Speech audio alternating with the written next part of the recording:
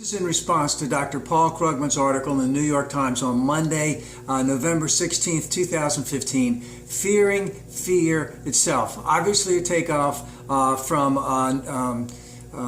Roosevelt in 1941. And I think the real gist of what Dr. Krugman is saying is that we are going to be seeing a lot of fear-based things coming out from our Republican sisters and brothers, and also the very conservatives in Western Europe, and also from ISIL and any other type of terrorist organization that wants to wreak havoc, is they want us to be in fear. And the thing is, ISIL would like to have a war with Western civilization. They encourage that war. They want that war. That's part of their biblical or whatever prophecy, so to speak. But what should our response be? What should our response be in directly referencing what had gone on in Paris? And the same way, we want to find a way to eradicate it as best we possibly can, because there is no possible way we can do it all the way. That there are trade-offs in all of this. And how much is there a trade-off for? Obviously, do we want to have increased security? But do we want to have less liberty, so to speak? All of these are trade-offs. But the thing is, when our Republican sisters and brothers want to instill fear in the American people, when they start talking about they want to destroy Western civilization, when they can't remotely even come close to doing that, they can barely occupy the land that they have in Syria and Iraq. In fact, the latest assessment is they have about 25% less land now than they did, say, a year or so ago. So they're not going to be destroying anything. Are they going to be wreaking havoc? Are they going to try and create as much terror, as much fear as possible? Of course they are. And should we find a way to look into how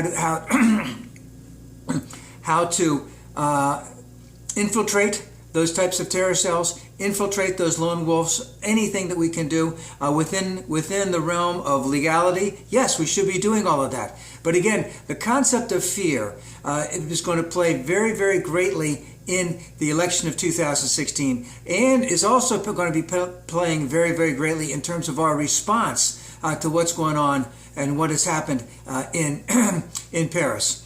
Now, the example that I think is the most egregious of what has gone on, and something that we should be dismissed of and dismissing of it right away, is Senator Ted Cruz pointed out that innocents may have to suffer. What he means is we need to bomb the shit out of Iraq and Syria, and whoever gets caught in the crossfire, sorry, that's just the way it goes. And of course, we certainly aren't perfect in that. Our drone strikes have not been perfect. And we have, used the only term, slaughtered a lot of innocents in Afghanistan, in Pakistan, and there are probably some other places where we've used drones also, Syria. But we don't want to make it as a policy. He almost seems to think that it should be a policy, that we just have to eradicate it. So whatever stands in the way, just get rid of it. I don't think that's who we are as a people. I don't think that's who we are as a nation. But Ted Cruz thinks we're that way. So he's playing off that fear. He's playing off that fear big time. Dr. Krugman points out at the end, and the only reason why I'm bringing this up is it's so important to understand that the terrorists really don't have anything but terror. And they want to inspire terror in the places where they actually occupy some territory, and in Western civilization, where they can get their sleeper cells, their homegrown terrorism, people that can go back to Syria and get training or whatever, and then go back and do it. But they cannot do anything else but terror, and because that is all they've got. So the thing is, we as a nation, as Western civilization, need to come up with a very good strategy, because obviously what we'd worked before now has to be retweaked and retweaked over and over again to do things. Now, one of the things that's not talked about, and I don't want to get into what's going on in Syria, because that's going to be a problem for a long, long time. But at the same time, what is the job situation for refugees and first-generation Muslims in Western Europe?